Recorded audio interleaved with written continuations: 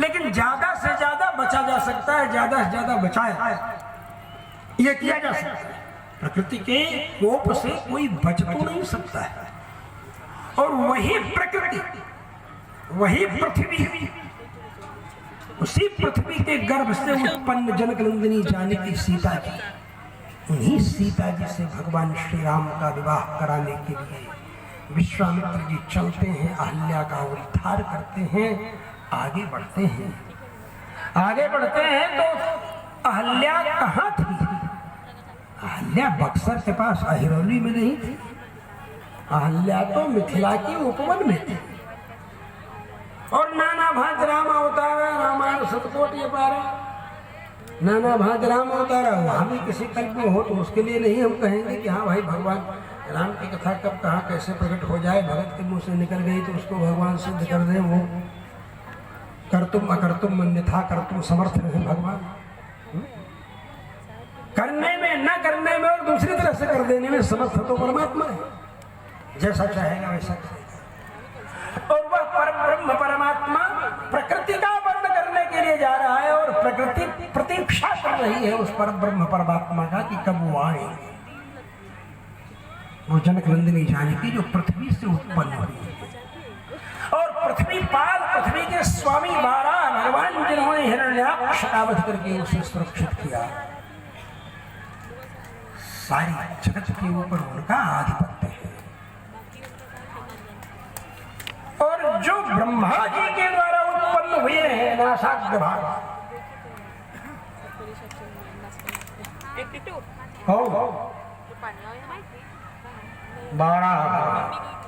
जलौघमग्ना सचराचराधरा विषाणकोट्याखिल्लोकमूर्तिना समुद्धता येन वराहरूपिणा समय स्वयंभुर्भगवान् प्रसीदता। और वो वाराह, इसीलिए तस्य लोक प्रधानस्य जगन्नाथस्य भूपते विष्णुर्नाम सहस्रम में शृणु पाप भयापहम्। भीष्म पितामह जी युधिष्ठिर जी को समझाते हुए कहते हैं जगन्नाथस्य भूपते, भूपति हैं, जगन्नाथ हैं, सबके स्वामी है भगवान।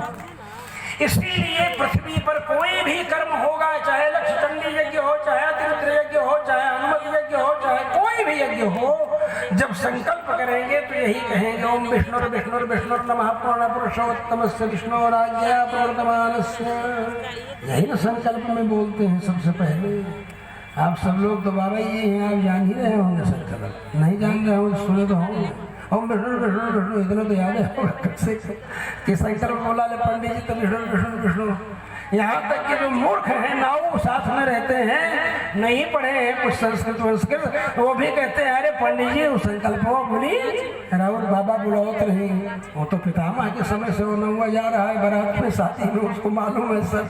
वो कहता है कि राउत बाबा पहले विष्णु विष्णु विष्णु कहत रही, वही कहीं पानी हाथ में दे के पुष्प फूल दे के अक्षत दे के कहीं विष्णु विष्णु विष्णु विष्णु बोली ना याद होके आगे तो इशारा कर दी कि तोहनी के गावा जा, हिनी के गावे लगे हैं तो बस वही में गाँव गाँव बिया हो जाए। क्या दिखाता क्या सुनाता कि तो मंत्र सुना तनी का कहो तनी के हुए जाए इम्तिहान ले वाला बा हिनी के तनी बढ़ा दी, हिनी के गाँव सकते ना होता तो बरियातिन के 10-15 लोगन के मानिंद लोगन के नाव लिख के भेज दिए हैं, हिनी के नाव ले लेके गरिए हैं तो अपना मन ही सब यही में रिझाई रही है। हमने के कुछ मंत्र बोली चाहे ना बोली का हर जावा बिया है।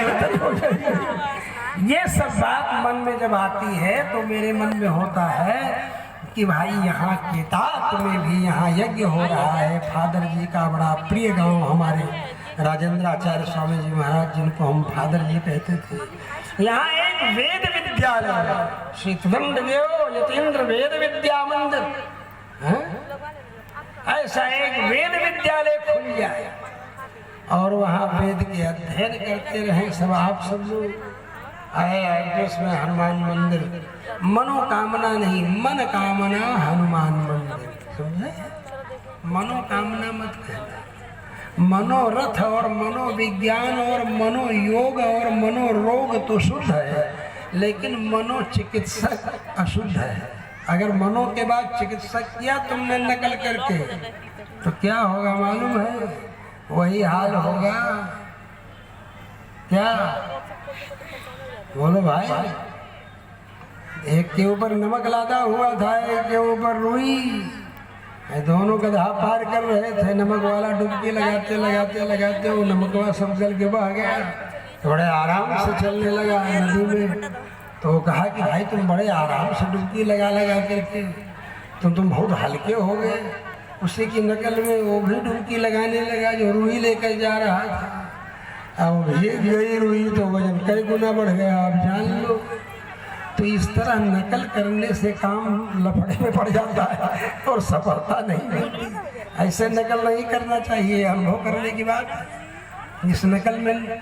इसीलिए कहते हैं कि जो विधि है उस विधि से काम करो तब सफलता मिलेगी। एलजी या बुलेट की गोली ढेला की तरह उठा करके मारो किसी को तो कोई मरेगा? बताओ जा, नहीं ना मरेगा।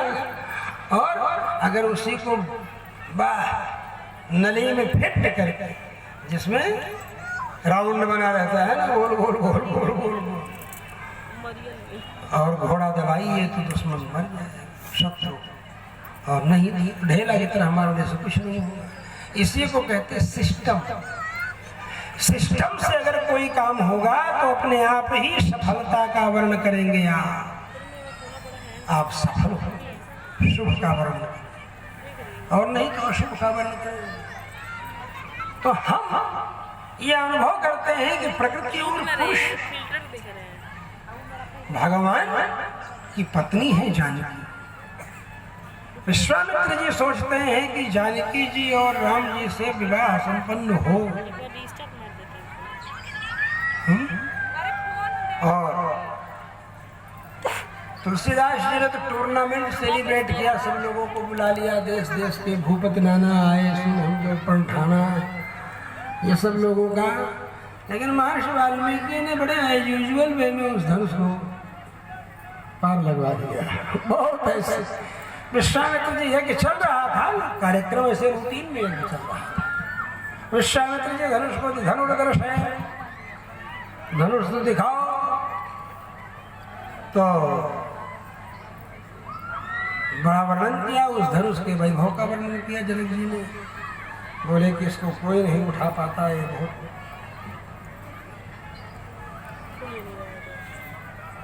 गुरुतर है, इसको जो गुरुत्तम होगा वही उठा सकेगा। गुरुत्तम तो भगवान विष्णु, गुरुतम साक्षात। बोले ठीक है, कोई बात नहीं, कोशिश करता हूँ। भगवान ने बड़े बहुत आराम से कहा, देखो कोशिश करता हूँ इसको उठाने की और इसके ऊपर डोरी चढ़ाने। राजा जनक ने ये प्रतिज्ञा नहीं की थी कि राजा जनक ने प्रतिज्ञा की थी कि जो धनुष तोड़ देगा वो, कहे कोई सब ऐसी शुभ बातें नहीं सोचते। क्यों ऐसी प्रतिज्ञा करें? शंकर जी का धनुष है और राजा जनक जी इतना सम्मान करते हैं शंकर, और वही शंकर जी का धनुष तोड़वाने के लिए प्रतिज्ञा करेंगे। वो तो ये कह रहे हैं कि डोरी नहीं चढ़ी है इस धनुष के ऊपर। विष्णु और शिव जी का जब युद्ध हुआ था उसी समय डोरी चढ़ी थी और शिव जी पराजित हो गए थे, तो शिव जी ने वरुण के हाथ में ये धनुष दे दिया था और वरुण ने मुझे प्रदान कर दिया। वो निमि को, हमको भी क्या, हमारे बाप दादों को दिया उन्होंने। और वो इस तरह से चलता चला रहा है। और मेरी पुत्री इसको उठा के लिख दिया, पोत दिया, फिर रख दिया। मैं सोचा कि इतने सब लोग हैं, मैं क्या मतलब इतना बल है तो वीर्य शुल्का होगी मेरी बेटी। अब तो जो इसको उठा करके डोरी चढ़ा देगा इसके ऊपर, उसी के साथ मैं अपनी बेटी का विवाह करूंगा। त्रिभुवन जय समेत वैदी, कहते हैं ना त्रिभुवन का विजेता, वो वर्ल्ड चैंपियन के रूप में दुनिया के सामने प्रकट होगा, ये सोचिए। और भगवान श्री राम ने बता रहे हुए, भगवान श्री राम ने धनुष भंग किया तो समस्त राजाओं का मान भंग भी हो गया। धनुष भंग, मान भंग, और जनक नंदिनी जानकी जी के मन में जो निरंतर प्रतीक्षा बनी हुई थी, मिलेंगे पति के रूप में नहीं मिलेंगे, उस कष्ट का भंग हो गया। और फिर तो भगवान श्री राम। हमारे यहाँ कल्याणोत्सव से ही समस्त कार्य को पूर्ण किया जाता है। क्या किया जाता है? कल्याणोत्सव माने विवाह महोत्सव भगवान का। तो आप सब लोगों को भगवान श्री राम के विवाह करने का पूरा वैभव के साथ अधिकार है। नहीं तो कहते कि महाराज जी का लिखा है ना बतौनी कि आज बिया हमारा हमनियों के सज धज के आई रहते तैयार होके बरियाते नहीं हम। आप लोग भी बराती की तरह सज धज करके पगड़ी उगड़ी तैयार करके सब लोग लगता है कि हाँ राम जी के बराती हैं और सीता जी का राम जी का विवाह होने वाला है। तो कल ही यह विवाह का कार्यक्रम संपन्न हो, तब आप सब लोग इसका आनंद लें, अनुभव करें। और ये सब विधान मालूम है। यहाँ सब 3 जगत गुरु लोग यहाँ बैठे। तो यहाँ संयोग है तो हमको मिला करके 4 हो जाएंगे। 4 जगत गुरु यहाँ आए इस यज्ञ में, सोचो। और एक पीठाधीश। ये नहीं कि कहीं जाके करा लिए तो जगतगुरु बना दिए और कहीं कोई पीठ नहीं है। किसी पीठ का ना पीठाधीश्वर होगा। ये विधि है ना। तो भगवान श्री राम और श्री जनक नंदिनी जानकी ये दोनों जुड़ेंगे, 2 वंश जुड़ेंगे, 2 महाशक्तियां जुड़ेंगी। भारतवर्ष की जो श्री राजा जनक और राजा दशरथ के रूप में है। और तब भारतवर्ष के अंदर जो विदेशी षड्यंत्रकारी रावण आतंकवादियों की खेप भेजता है, चाहे वो मारीच हो, चाहे सुबाहु हो, चाहे खर हो, चाहे दूषण हो, चाहे तिश्रा हो, और इनकी वकालत करने वाले ऐसे जैसे जम्मू कश्मीर के आतंकवादियों की वकालत करने वाले सफेद पोष धर्मनिरपेक्ष नेता तैयार हो जाते हैं। मानवाधिकार की चर्चा शुरू कर देते हैं। मतलब आतंकवादियों के अलावा जितने हैं वो सब पशु हैं वहाँ, और मानव मात्र केवल आतंकवादी हैं। इसीलिए मानवाधिकार और मानवाधिकार की बात करना शुरू कर देते हैं। नहीं मालूम है मानवाधिकार क्या है? मानव वह है जो किसी को कष्ट न पहुंचा। भगवान श्री राम ने मारीच को मानवास्त्र से समुद्र के उस पार फेंक दिया और सुबाहु का वध कर दिया। मानवास्त्र का प्रयोग इसीलिए भगवान श्री राम ने किया कि मानवास्त्र किसी को मारता नहीं। मानवास्त्र वहां से उठा कर वहां भेज देता है। जैसे पुलिस प्रशासन क्या करती है? लड़ाई झगड़ा नहीं करती है, बस सीधे जा रहे हो तो तुमको पकड़ करके जेल में रख देगी। मारे वारे की भी नहीं। अगर बदमाशी करोगे तब मारेंगे, बदमाशी करोगे तब न मारेंगे। इसलिए आपको करने नहीं। ये व्यवस्था है। व्यवस्था और अव्यवस्था में संघर्ष चलता रहता है। बुद्धिमान व्यक्ति सोचता है कि व्यवस्था और अव्यवस्था के इस संघर्ष को, व्यवस्था को बलवती बना करके ही दुरुस्त किया जा सकता है। तो उसको प्रथम दृष्टि में ही व्यक्ति अव्यवस्था पैदा करने वाला दिखाई पड़ जाता है। मैं कह दूंगा कि सामने इस बीच वाले दरवाजे से जो चल करके आएगा प्रसाद उसको मिलेगा, और यहाँ से कोई बैरिकेटिंग नहीं, ये टप से आ गई इधर से, आप आ गए इधर से, तो वो अव्यवस्था हो। तो व्यवस्था से सटी हुई ही अव्यवस्था होती। समझे?